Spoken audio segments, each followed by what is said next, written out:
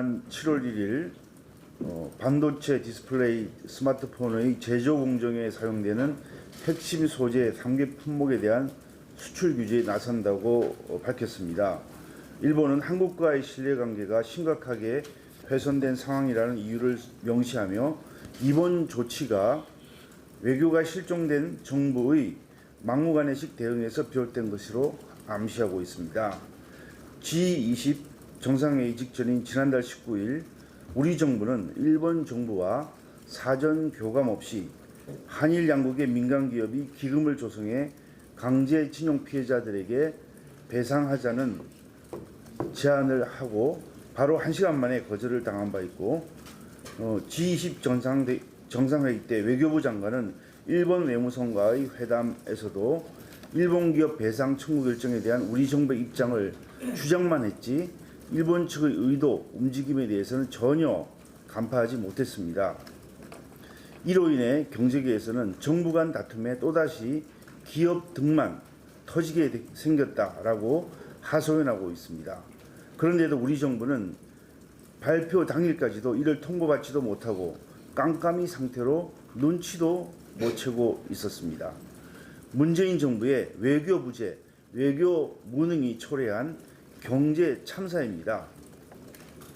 강경화 장관은 지난 2월 25일 외교통일위원회 전체회의에서 제가 일본의 보복이 우려된다고 질의를 한 것에 대해서 일본이 보복적 조치가 나온다면 거기에 대해 가만히 있을 수는 없다라고 발언하면서 외교 대신 정치를 한 바 있습니다.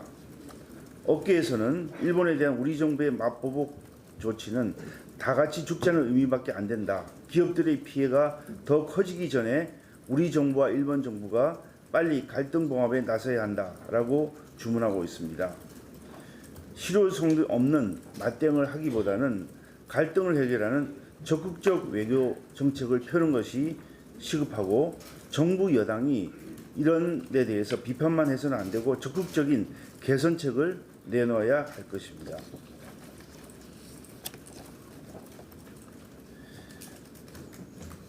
북한의 정제유를 불법 환적한 혐의를 받고 있는 선박 2척이 재발 방지 약속만을 받고 방면 조치되었습니다.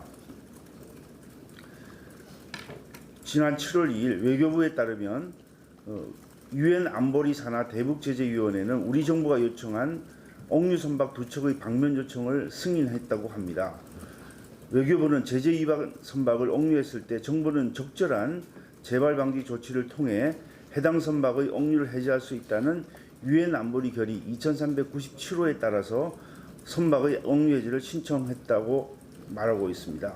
이번에 방면되는 2척은 홍콩 국적의 라이트하우스 윈모아호와 우리나라 국적의 피파이오니어 선박입니다.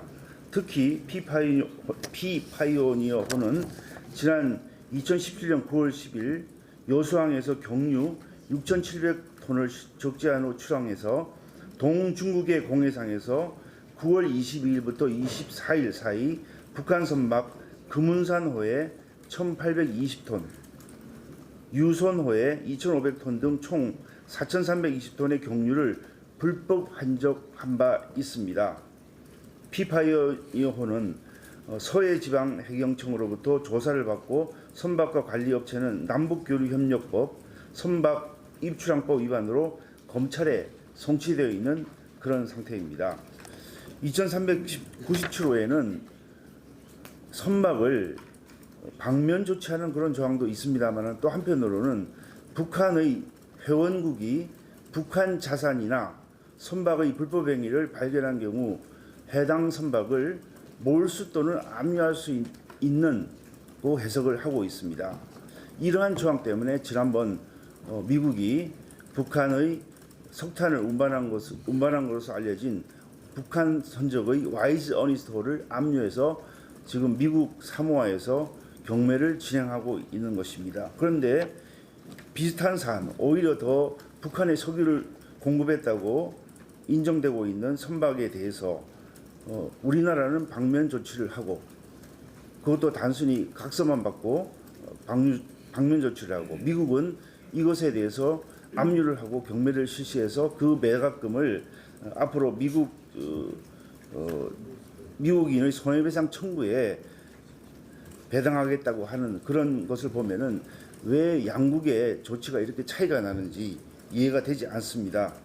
그래서 좀 더 적극적으로 우리 정부도 이러한 북한의 불법 환적에 이용된 선박에 대해서는 적극적인 조치를 통해서 압류하고 그에 대해서 우리의 공매 절차에 따라서 진행을 해서 우리의 자산으로 하는 것이 앞으로는 이러한 불법 환적 등의 일이 발생하지 않는 그런 것이 될 것으로 생각합니다.